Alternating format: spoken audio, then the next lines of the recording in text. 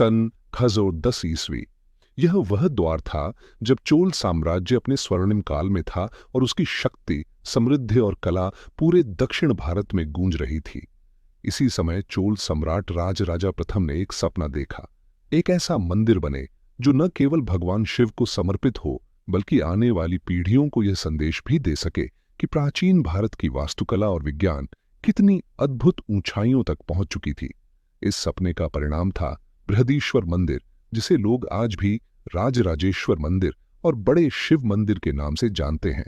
राजराजा चोल का शासनकाल 985 से घिसर 14 केवल युद्ध और विजय का नहीं था, बल्कि कला, संस्कृति और स्थापत्य का भी युग था। उनका उद्देश्य था एक ऐसा स्मारक खड़ा करना जो उनके साम्राज्य की शक्ति और उनकी भक्ति दोनों का प्रतीक बने।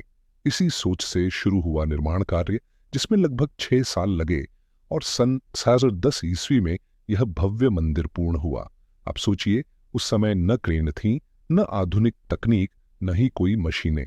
फिर भी इस मंदिर को बनाने में लगभग 31,000 टन ग्रेनाइट पत्थरों का इस्तेमाल हुआ।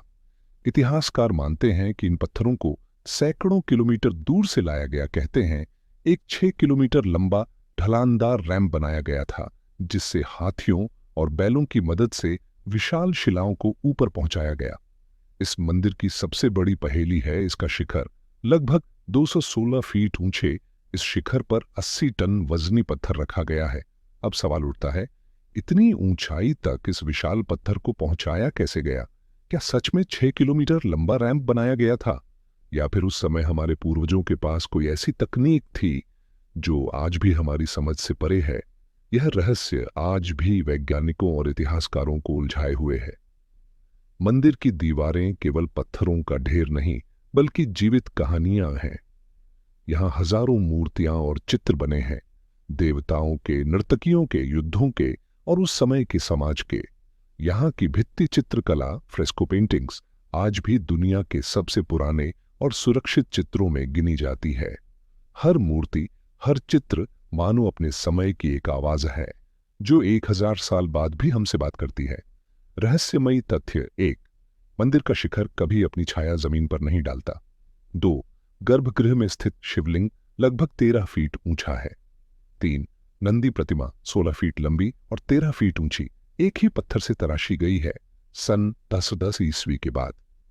जब बृहदीश्वर मंदिर का निर्माण पूर्ण हुआ, तो पूरे दक्षिण भारत में इसकी ख्याति गूंज उठी। लोग इसे केवल मंदिर नहीं, बल्कि देवताओं का घर और राजराजा चोल की भक्ति का प्रतीक मानने लगे। लेकिन इस भव्य मंदिर के साथ कई रहस्यमयी कथाएं जुड़ी हैं, जिन्हें सुनकर आज भी लोग अचरज में पड़ जाते हैं। दंत कथाएं और मान्यताएं। 1, शिखर पर रखे पत्थर की कथा कहते हैं कि जब मंदिर का शिखर बन रहा था, तो लोग सोच रहे थे कि 80 टन वजनी पत्थर ऊपर कैसे पहुंचेगा। तब एक अद्भुत घटना घटी।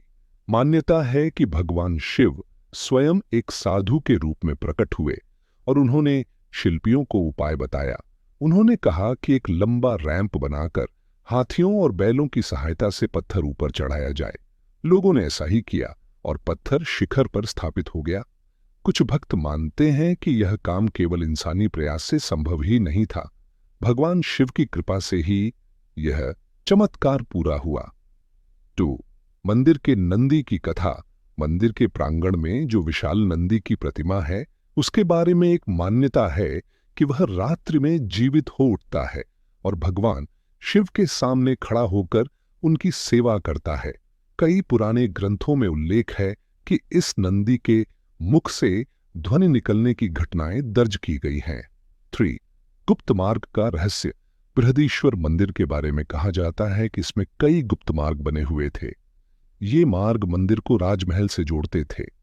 कुछ मार्ग ऐसे भी थे जिनसे सैनिक अचानक मंदिर से बाहर निकलकर दुश्मनों पर हमला कर सकते थे। आज भी इतिहासकार और पुरातत्व विभाग इन मार्गों की खोज में लगे हैं। कई मार्ग समय के साथ बंद हो गए, लेकिन यह रहस्य अब भी कायम है कि आखिर इन सुरंगों का इस्तेमाल किस मकसद से होता था, राजसैनिक रणनीति या फिर धार्मिक अनुष्ठान। 4, मंदिर और देवदासी परंपरा। बृहदीश्वर मंदिर केवल पूजा का केंद्र नहीं था, बल्कि संगीत और नृत्य का अद्भुत विद्यालय भी था। यहाँ देवदासियां भगवान शिव की आराधना में नृत्य करती थीं।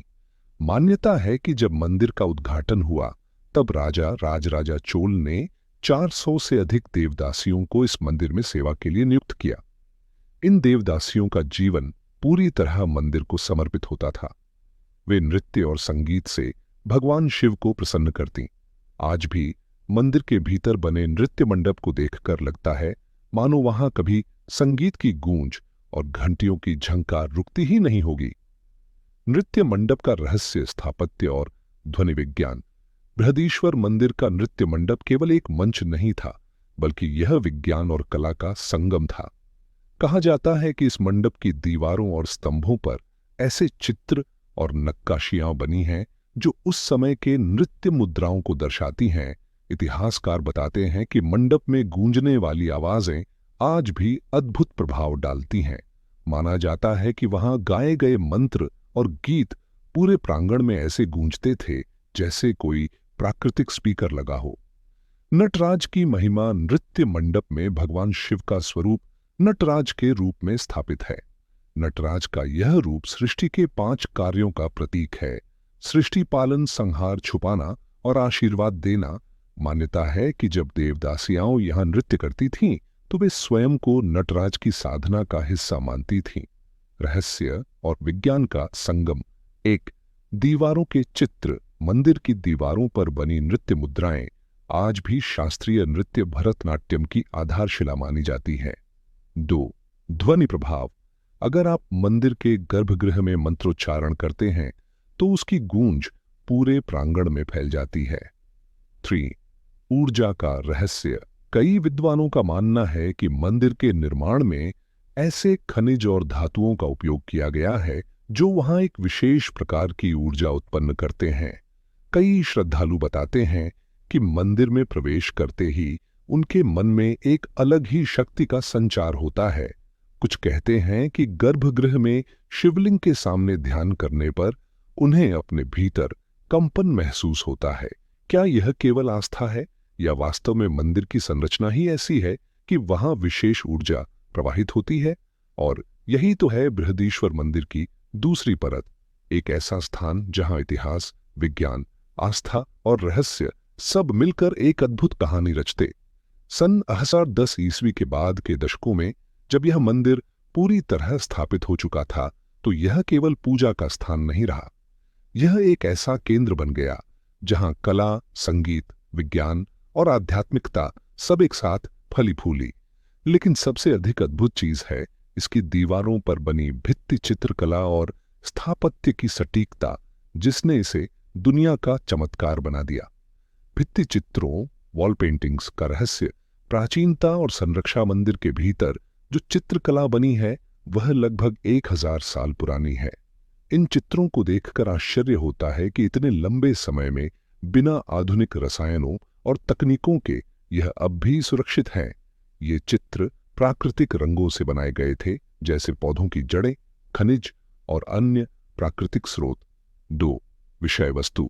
इन चित्रों में भगवान शिव के जीवन, पौराणिक कथाएं और चोल साम्राज्य का सामाजिक जीवन दर्शाया गया है। एक चित्र ऐसा है जिसमें राजराजा चोल स्वयं शिवलिंग के सामने खड़े होकर पूजा कर रहे हैं। यह चित्र ऐतिहासिक रूप से बहुत महत्वपूर्ण है क्योंकि इससे हमें राजा की आस्था और उनकी पहचान दोनों का प्रमाण मिलता है। 3, रहस्यमयी तकनीक। इतिहासकारों का कहना है कि चित्रों की परतों में एक खास तकनीक अपनाई गई थी। पहले दीवारों पर एक चिकनी परत बनाई जाती, फिर उस पर रंग लगाए जाते। इससे रंग दीवार में समा जाते और समय के साथ मिटते नहीं।